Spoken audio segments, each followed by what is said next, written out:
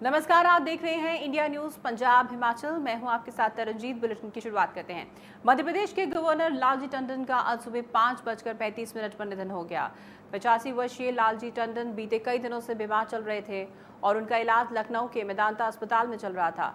लालजी टंडन के निधन की जानकारी उनके बेटे और यूपी सरकार में मंत्री आशुतोष टंडन ने दी। उन्होंने ट्वीट करके कहा कि बाबूजी नहीं रहे। बताया जा रहा है कि देर रात ही लालजी टंडन की हालत काफी बिगड़ गई थी। गंभीर हालत में उन्हें वेंटिलेटर पर रखा गया था। मध्य प्रदेश के गवर्नर लालजी टंडन को 11 जून को सांस लेने में परेशानी, बुखार और पेशाब में दिक्कत के कारण लखनऊ स्थित मेदांता अस्पताल में भर्ती कराया गया था।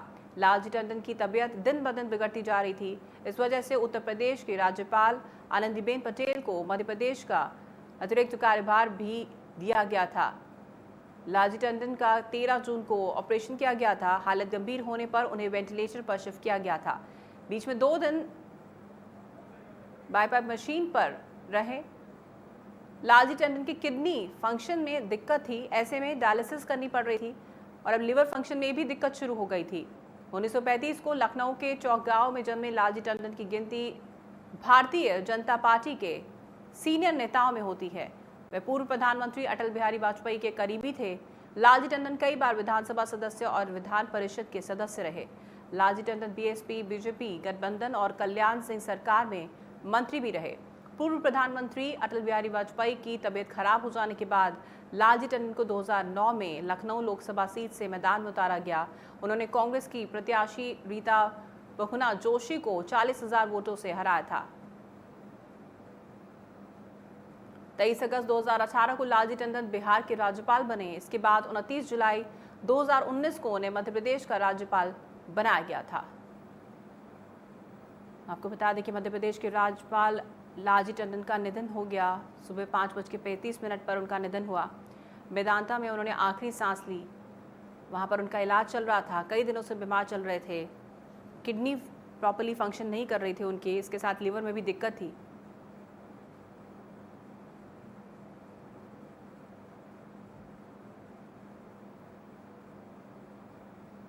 वहीं श्रोमणी अकाली दल के प्रधान सुखबीर सिंह बादल ने भी लालजी टंडन के निधन पर शोक जताया। उन्होंने अपने ट्विटर पर मध्य प्रदेश के राज्यपाल श्री लालजी टंडन के निधन पर दुख जताया।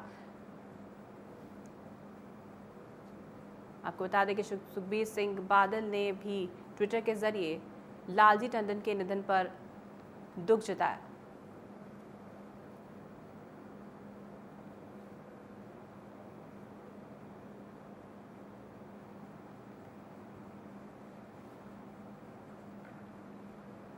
आपको बता दें कि मध्य प्रदेश के राज्यपाल लालजी टंडन का निधन हो गया है। सुबह 5:35 पर उनका निधन हुआ। राजनीति में अलग पहचान बनाने वाले लालजी टंडन अब नहीं रहे। वहीं श्रोमणी अकाली दल प्रमुख सुखबीर सिंह बादल ने भी ट्वीट के जरिए लालजी टंडन के निधन पर दुख जताया और कहा कि मैं उनके परिवार के साथ हूं।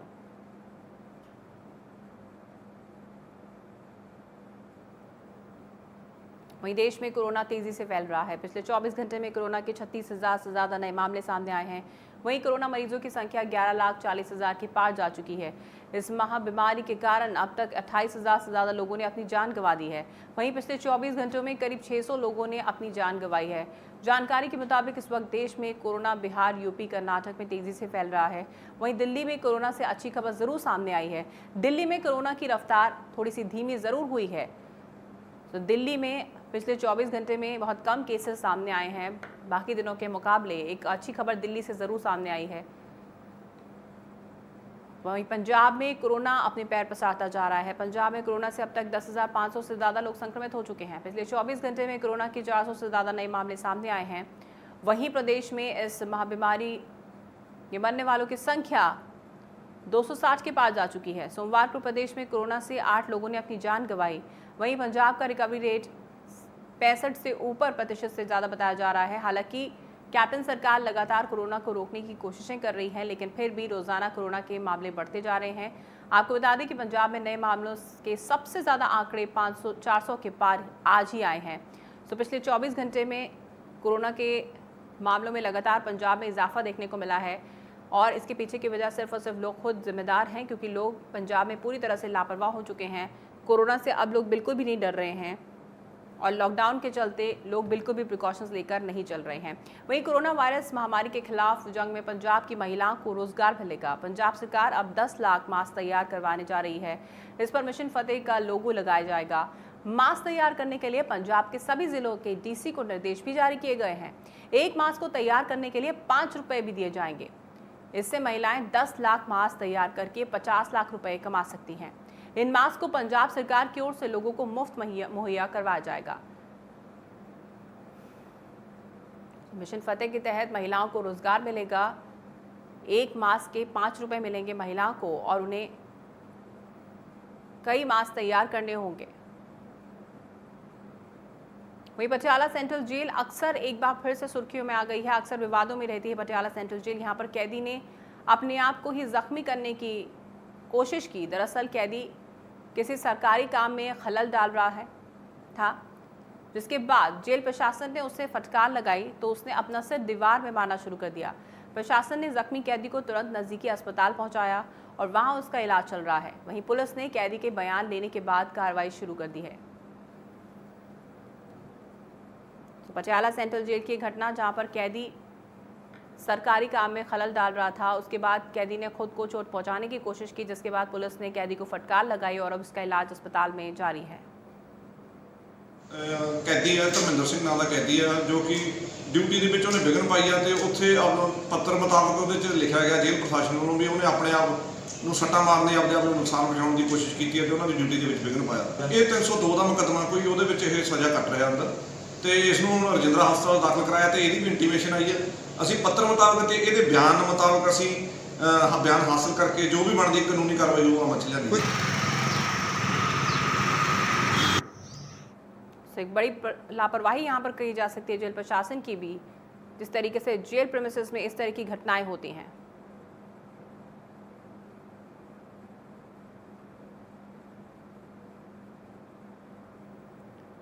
वहीं सोमवार को पंजाब में गन्ने से जुड़ी सरकार की पेनल्टी और खेती से जुड़ी तमाम परेशानियों को लेकर किसानों ने विरोध प्रदर्शन किया। किसानों ने भारी संख्या में ट्रैक्टर के जरिए प्रदर्शन किया और कैप्टन सरकार के खिलाफ नारेबाजी की। आपको बता दें कि ये तस्वीरें बठिंडा, नाबा, खन्ना और राजपुरा की हैं, जहां बीते दिन किसानों ने एमएसपी की दरों को लेकर विरोध प्रदर्शन किया था। हालांकि कोरोना के संकट को देखते हुए पंजाब सरकार ने तमाम विरोध प्रदर्शनों पर रोक लगा रखी है, लेकिन किसानों का कहना है कि जब उनकी रोजी रोटी पर बात आई है और सरकार उनकी सुन नहीं रही है, तो ऐसे में उनके पास विरोध प्रदर्शन के अलावा और कोई दूसरा रास्ता नहीं बचता है। वैसे प्रदर्शन के दौरान कई जगहों पर कोरोना से जुड़े निर्देशों का भी उल्लंघन देखा गया है, लेकिन किसानों ने जो अपनी समस्याएं रखी उसको लेकर कहीं ना कहीं सरकारी तंत्र और किसानों के बीच बड़े कम्युनिकेशन गैप की बात दिखाई देती है। पर यह भी तिन्ने किसान दे मारू हैगे ने, मार्केटिंग सिस्टम का भी मारू है, सरकारी खरीद बंद करने का भी मारू है, तो बाकी जेडे कारपोरेट अदारे ने उन्होंने सारा देण का भी मारू है। ਉਹਦੇ प्रोटेस्ट ਦੇ ਵਿੱਚ पंजाब, हरियाणा, राजस्थान 3 स्टेटां रल के ਭਾਰਤੀ ਕਿਸਾਨ ਯੂਨੀਅਨ ਰਾਜੇਵਾਲ ਦੀ ਅਗਵਾਈ ਦੇ ਵਿੱਚ ਤੇ ਹੋਰ ਯੂਨੀਅਨਾਂ ਵੀ, ਭਾਰਤੀ ਕਿਸਾਨ ਯੂਨੀਅਨ ਲੱਖੋਵਾਲ ਨੇ ਵੀ ਅੱਜ ਬਿਆਨ ਦਿੱਤਾ ਵੀ ਅਸੀਂ ਵੀ ਕਰਾਂਗੇ। वहीं गुरदासपुर में शुगर मिल पनियार किसानों पर पेनल्टी लगाकर कटौती कर रही है। दरअसल कोरोना की वजह से लॉकडाउन के दौरान किसान अपने गन्ने की फसल सहकारी शुगर मिल तक नहीं पहुंचा पाए। इस दौरान किसानों की पेमेंट से कटौती की जा रही है। किसानों को कहना है कि कोरोना महामारी की वजह से सहकारी मिल बंद थी, जिसकी वजह से किसान फसल मिल तक नहीं पहुंचा पाए। इस दौरान किसान बेहद परेशान हैं, जिसके चलते किसानों ने जीएम शुगर मिल को सरकार के नाम मांग पत्र सौंपा है।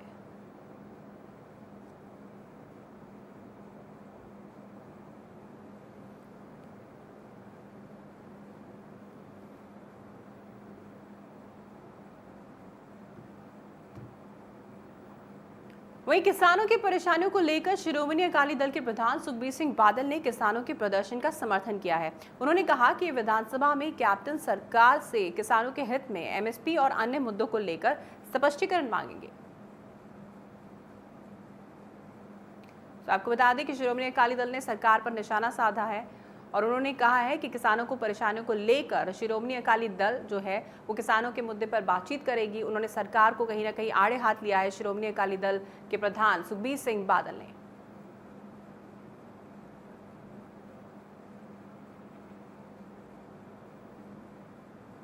तो किसानों के मुद्दों को लेकर आपको बता दें, हमेशा से ही दिक्कतें रही हैं। किसानों ने कई मुद्दों को लेकर आगे भी रोज प्रदर्शन किया है। बीते दिन भी किसानों की तरफ से ट्रैक्टर पर प्रदर्शन किया गया था। अपनी कई दिक्कतों को लेकर किसान हमेशा से ही सुर्खियों में रहे हैं। बीते दिन किसानों की तरफ पर से ट्रैक्टर पर प्रदर्शन किया गया था। उस दौरान सोशल डिस्टेंसिंग की धज्जियां उड़ती भी नजर आई। लेकिन किसानों के लिए जहां एक तरफ लॉकडाउन बीते कुछ महीनों से लगा हुआ था, दिक्कतें जरूर बढ़ती जा रही हैं। फिर चाहे एमएसपी का मुद्दा हो और तमाम मुद्दे हों जिसको लेकर किसान लगातार प्रदर्शन करते आए हैं और सरकार को मदद की गुहार लगाते आए हैं। और एक बार फिर से किसानों ने प्रदर्शन किया। बीते दिन यह तस्वीर अलग अलग जिलों में पंजाब के देखने को मिली, जहां पर किसानों की तरफ से प्रदर्शन किया गया। उन्होंने रोज प्रदर्शन किया और इस दौरान सोशल डिस्टेंसिंग की धज्जियां उड़ती नजर आई।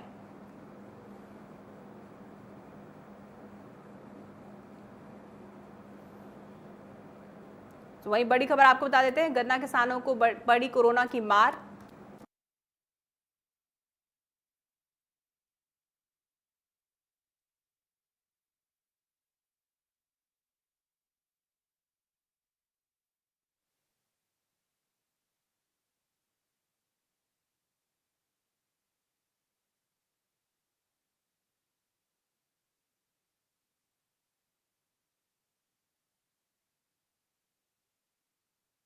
ਕਾਂਗਰਸ ਦੀ ਪਾਰਟੀ ਦੀ ਸਰਕਾਰ ਨੇ 3 ਸਾਲ ਪਹਿਲੇ ਕੈਪਟਨ ਅਮਰਿੰਦਰ ਸਿੰਘ ਜੀ ਨੇ ਆ ਸਾਰੀਆਂ ਚੀਜ਼ਾਂ ਪੰਜਾਬ ਵਿਧਾਨ ਸਭਾ 'ਚ ਐਕਟ ਬਣਾ ਕੇ ਪਾਸ ਕਰ ਦਿੱਤੀਆਂ। ਪਿਛਲੇ 3 ਸਾਲਾਂ 'ਚ ਤੁਸੀਂ ਕਿਉਂ ਨਹੀਂ ਰੌਲਾ ਪਾਇਆ? ਕਿਉਂ ਨਹੀਂ ਕਿਹਾ ਕਿ ਇਹ ਕਿਸਾਨ ਵਿਰੋਧੀ ਹੈ? ਕੈਪਟਨ ਸਾਹਿਬ, ਜੇ ਆਰਡੀਨੈਂਸ ਕਿਸਾਨ ਵਿਰੋਧੀ ਹੈ ਫਿਰ ਤੁਸੀਂ ਕਿਉਂ ਪਾਸ ਕੀਤਾ? ਜਾਖੜ ਸਾਹਿਬ, ਤੁਹਾਡੀ ਮੁੱਖ ਮੰਤਰੀ ਨੇ ਕਿਉਂ ਪਾਸ ਕੀਤਾ? ਇੱਕ ਸ਼ੰਕਾ ਜਾਣ ਕੇ ਇਹਨਾਂ ਨੇ ਗੱਲ ਬੁਲਾਈ ਹੈ ਕਿ ਕਿਸਾਨਾਂ ਦੀ ਐਮਐਸਪੀ ਬੰਦ ਹੋ ਜੂਗੀ, ਕਿਸਾਨਾਂ ਦੀ ਖਰੀਦ ਬੰਦ ਹੋ ਜੂਗੀ। ਆ ਜਿਹੜੀ ਸ਼ੰਕਾ ਸੀ, ਮੈਂ ਸੈਂਟਰ ਦੀ ਸਰਕਾਰ ਦੀ ਥੋੜੀ ਸ਼ੰਕਾ ਆਈ, ਅਖਬਾਰਾਂ 'ਚ ਆਈ, ਲੋਕਾਂ ਨੇ ਪ੍ਰੋਪੇਗੈਂਡਾ ਕੀਤਾ। ਅਸੀਂ ਸੈਂਟਰ ਦੀ ਸਰਕਾਰ ਨਾਲ ਗੱਲ ਕੀਤੀ ਕਿ ਆ ਸ਼ੰਕਾ ਪੰਜਾਬ ਦੀ ਜਨਤਾ 'ਚ ਹੈ। ਤੇ ਜਿਹੜਾ ਖੇਤੀਬਾੜੀ ਮੰਤਰੀ ਤੋਮਰ ਸਾਹਿਬ ਨੇ, ਗ੍ਰਹਿ ਮੰਤਰੀ ਅਮਿਤ ਸ਼ਾਹ ਜੀ ਨੇ ਮੈਨੂੰ ਕਿਹਾ, ਉਹਨਾਂ ਨੇ ਸਪਸ਼ਟ ਕੀਤਾ ਕਿ ਐਮਐਸਪੀ ਤੇ ਖਰੀਦ ਐਮਐਸਪੀ ਤੇ ਜਿਵੇਂ ਪੰਜਾਬ ਚੱਲ ਰਹੀ ਹੈ ਉਵੇਂ ਚੱਲਦੀ ਰਹੂਗੀ। ਇਸ ਆਰਡੀਨੈਂਸ ਦਾ ਐਮਐਸਪੀ ਨਾਲ ਕੋਈ ਸੰਬੰਧ ਨਹੀਂ ਹੈ। ਜਿਵੇਂ ਐਮਐਸਪੀ 'ਚ ਖਰੀਦ ਚੱਲ ਰਹੀ ਹੈ, ਜਿਵੇਂ ਐਮਐਸਪੀ ਨਾਲ ਖਰੀਦ ਹੁੰਦੀ ਹੈ ਉਵੇਂ ਚੱਲਦੀ ਰਹੂਗੀ। ਉਹਨਾਂ ਨੇ ਸਪਸ਼ਟ ਕੀਤਾ। ਜੇ ਉਹਨਾਂ ਨੇ ਸਪਸ਼ਟ ਕੀਤਾ, ਮੈਂ ਤਾਂ ਆ ਵੀ ਕਿਹਾ ਆਪਣੀ ਸਾਰੀ ਕਾਂਗਰਸ ਪਾਰਟੀ ਨੂੰ ਤੇ ਕਈ ਜਥੇਬੰਦੀਆਂ ਨੂੰ ਕਿ ਮੈਂ ਪਾਰਲੀਮੈਂਟ ਵਿੱਚ ਵੀ ਉਹਨਾਂ ਤੋਂ ਪੂਰਾ ਸਪਸ਼ਟੀਕਰਨ ਲਵਾਂਗੇ।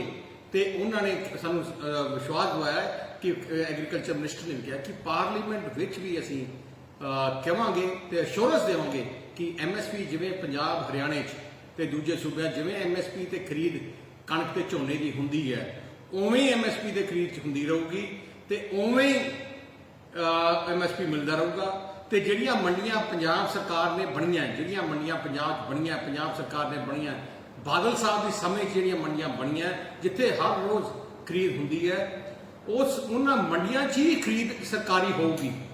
ਜਿੰਨੀ ਵੀ ਕਣਕ ਝੋਨਾ ਦਿੱਲੀ ਦੀ ਸਰਕਾਰ ਖਰੀਦੀ ਹੈ, ਸੈਂਟਰ ਦੀ ਸਰਕਾਰ ਖਰੀਦੀ ਹੈ, ਉਹ ਸਰਕਾਰੀ ਮੰਡੀਆਂ 'ਚ ਹੀ ਖਰੀਦੀ ਜਾਊਗੀ। ਤੇ ਜਿਹੜਾ ਟੈਕਸ ਪੰਜਾਬ ਸਰਕਾਰ ਲਾਉਂਦੀ ਹੈ ਉਹ ਸਰਕਾਰੀ ਮੰਡੀਆਂ ਜਿਵੇਂ ਅੱਜ ਲੱਗਦਾ ਉਵੇਂ ਲੱਗਦਾ ਰਹੂਗਾ। ਜਿਵੇਂ ਆੜਤੀਆਂ ਭਾਈਚਾਰੇ ਨੂੰ ਜਿਵੇਂ ਕਮਿਸ਼ਨ ਮਿਲਦਾ ਜਾਂ ਜੋ ਸਿਸਟਮ ਹੈ ਜਿਵੇਂ ਅੱਜ ਹੈ ਉਵੇਂ ਹੋਊਗਾ। ਜੇ ਸਾਰਾ ਕੁਝ ਹੀ ਸੇਮ है तो कैप्टन साहब तुसी क्यों? वहीं कोरोना की मार अब चौतरफा पड़ने लगी है। कोरोना के चलते लोगों का कारोबार पहले ही ठप हो गया था और अब सब्जियों के दाम पर भी कोरोना का असर देखने को मिल रहा है। कोरोना संक्रमण के चलते पटियाला और मलेरकोटला मंडी को बंद कर दिया गया था, जिसके चलते नाभा मंडी में लोग भारी तादाद में खरीदारी के लिए पहुंच रहे थे। लेकिन सब्जियों के बढ़ते दाम को देखकर लोग बिना सब्जी खरीदे ही वापस लौट रहे हैं। आपको बता दें कि पहले टमाटर 20 रुपए किलो के भाव से मिलता था, जिसका दाम अब 60 रुपए हो गया है और कद्दू का पहले रेट 10 रुपए था जो अब सीधा 40 रुपए किलो हो गया है। सब्जियों के बड़े दाम को देखते हुए खरीदारों ने सरकार से सब्जियों के दाम को कम करने की अपील की है। तो कोरोना महामारी के चलते लोगों को खासा दिक्कतों का सामना करना पड़ रहा है। सब्जियों के दाम बढ़े हैं जिसके चलते जनता परेशान है। वहीं अमृतसर के महिंद्रा कॉलोनी में सनसनीखेज मामला सामने आया है। कॉलोनी में रहने वाले दो भाइयों का किसी बात को लेकर झगड़ा शुरू हो गया। दोनों में झगड़ा इतना बढ़ गया कि एक भाई ने अपने ही सगे भाई को तेजधार हथियार से मौत के घाट उतार दिया और आरोपी मौके से फरार हो गया। बताया जा रहा है कि दोनों भाई नशे के आदी थे और अक्सर इनका किसी न किसी बात को लेकर झगड़ा होता रहता था। वहीं मौके पर पहुंची पुलिस ने मामला दर्ज कर आगे की कार्रवाई शुरू कर दी है। आपको बता दें कि किसी विवाद को लेकर, छोटी सी बात को लेकर दोनों भाइयों के बीच में झगड़ा हुआ था। अक्सर इनके बीच में झगड़ा होता रहता था, जिसके चलते झगड़ा इतना बढ़ गया कि एक भाई ने अपने सगे भाई का कत्ल कर दिया, उसे मौत की घाट उतार दिया। अमृतसर की घटना जहां पर रिश्तों का कत्ल हुआ है। वहीं बटाला में एक युवक की पुलिस कस्टडी के दौरान मौत हो गई। मृतक का नाम नवदीप सिंह है। नवदीप सिंह के परिवार का कहना है कि पुलिस ने कस्टडी के दौरान नवदीप को कुछ जहरीली दवाई खिलाई है, जिसके कारण उसकी मौत हो गई। वहीं पुलिस प्रशासन का कहना है कि उन पर लगाए जा रहे आरोप गलत हैं। नवदीप सिंह की मौत इलाज के दौरान अस्पताल में हुई है। फिलहाल इस मामले में मजिस्ट्रेट ने जांच के आदेश दिए हैं।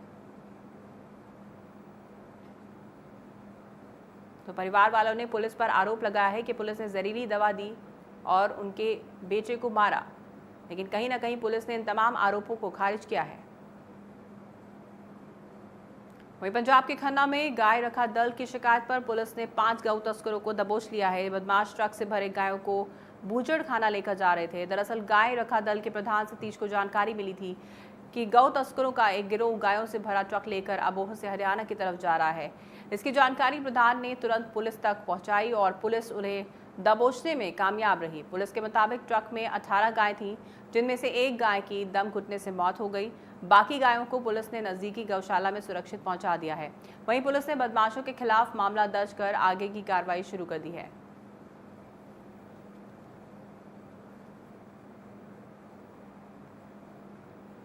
तो गाय रखा दल की तरफ से पुलिस को खबर दी गई और पुलिस ने आरोपियों को फिलहाल गिरफ्तार कर लिया है। वहीं राजपुरा के शंभू खुर्द गांव में चमकौर सिंह नाम के एक युवक ने आत्महत्या कर ली। जानकारी के मुताबिक शख्स ने ओवरब्रिज पुल से रस्सी का फंदा लगाकर खुदकुशी की। मृतक के पिता ने बताया कि लड़का पीआरटीसी में चालक था और मानसिक तौर पर परेशान रहता था। फिलहाल पुलिस ने मामला दर्ज कर लिया है और आगे की कार्रवाई शुरू कर दी है।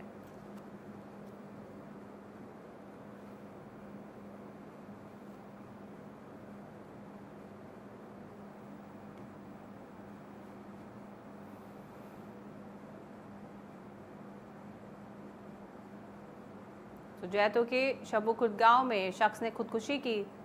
मानसिक तौर से परेशान था ये शख्स, जिसने ये कदम उठाया।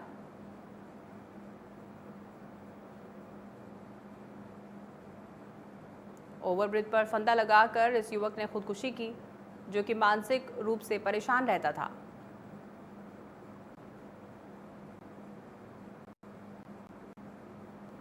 फिलहाल पुलिस ने इस पूरे मामले पर मामला दर्ज करके आगे की कार्रवाई शुरू कर दी है।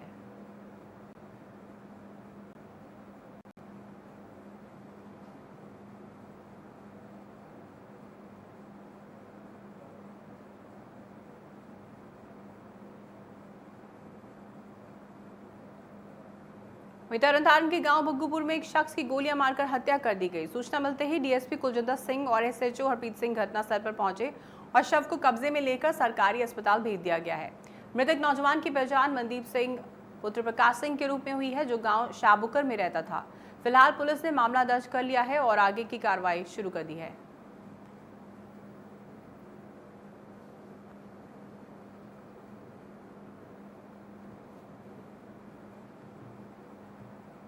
शख्स को गोलियों से मारकर उसकी हत्या कर दी गई। इस तरह के मामले पंजाब में लगातार बढ़ते जा रहे हैं। हिमाचल की खबरों का रुख करते हैं। हिमाचल प्रदेश में भी कोरोना अपना कहर बरपा रहा है। प्रदेश में अब तक कोरोना से 1630 के पार संक्रमितों की संख्या पहुंच चुकी है। हिमाचल में कोरोना से 535 से ज्यादा एक्टिव केस हैं। वहीं इस जानलेवा बीमारी के कारण अब तक 11 लोगों ने अपनी जान गंवा दी है, जबकि अब तक 1065 से ज्यादा लोग कोरोना से ठीक भी हो चुके हैं। वहीं अगर हम हिमाचल प्रदेश में कोरोना से रिकवरी रेट की बात करें तो रिकवरी रेट भी हिमाचल प्रदेश में काफ़ी अच्छा है, लेकिन कहीं ना कहीं यहाँ पर जो केसेस सामने आ रहे हैं, ट्रैवल हिस्ट्री वाले केसेस हैं, उन्हें ट्रेस किया जा रहा है और उन्हें होम आइसोलेशन में, होम क्वारंटीन में रखा जा रहा है। सो कहीं ना कहीं यहाँ पर भी लोगों की लापरवाही भी देखने को मिल रही है, जिसके चलते हिमाचल प्रदेश में लगातार केसेस में इजाफा होता नजर आ रहा है। वहीं हिमाचल के विश्वविख्यात शक्तिपीठ श्री नैना देवी में श्रावण मेला आज से शुरू हो गया है, जो 29 जुलाई तक चलेगा। मां के दरबार को फूलों और गुब्बारों से सजाया गया और पूरे विधि विधान से मंत्रोच्चारण के साथ मेले का आगाज किया गया। इस दौरान मंदिर में चुनिंदा लोग ही मौजूद थे। कोविड के चलते इस बार श्रद्धालु मेले का आनंद नहीं ले पाएंगे, लेकिन सोशल मीडिया के जरिए श्रद्धालु मां नैना देवी के दर्शन कर सकते हैं। वहीं मंदिर के पुजारी ने कहा कि बेशक कोविड के चलते इस बार मेला सादगी से मनाया जा रहा है, लेकिन आने वाले 10 दिनों तक पूरे विधि विधान के साथ पूजा अर्चना की जाएगी, ताकि कोरोना महामारी से विश्व को निजात मिल सके।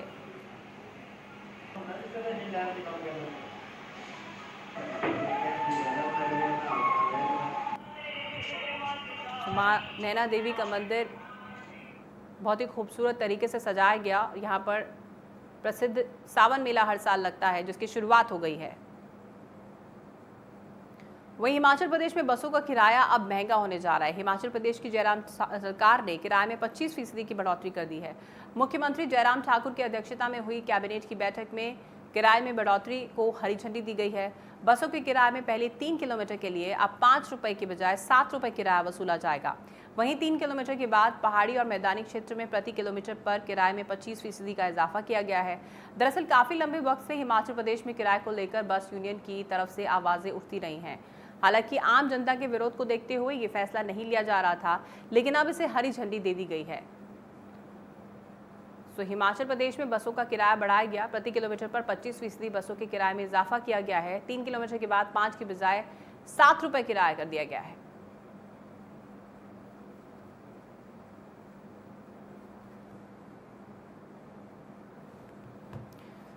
वहीं हिमाचल प्रदेश के पांवटा साहिब में बदमाश बेखौफ घूमते नजर आ रहे हैं। पांवटा साहिब की बादामंडी में थापरपुर निवासी अख्तर अली पर बदमाशों ने गोलियां चलाई। दरअसल अख्तर अपने बेटे के साथ बाइक से घर जा रहा था, तभी सड़क किनारे खड़े बदमाशों ने उन पर लगातार 3 बार फायरिंग की, लेकिन अंधेरे के चलते निशाना चूक गया, वरना कोई बड़ी घटना यहां पर घट सकती थी। वहीं सूचना मिलते ही मौके पर पहुंची पुलिस ने मामला दर्ज करके आगे की कार्रवाई शुरू कर दी है।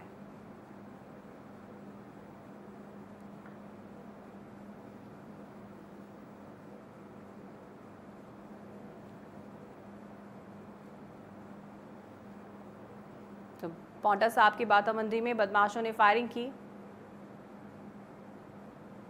हालांकि रात के अंधेरे के चलते शख्स की जान बचा ली गई। थापरपुर निवासी अख्तर पर गोली चलाई गई, लेकिन रात के अंधेरे के चलते निशाना चूक गया और शख्स की जान बच गई।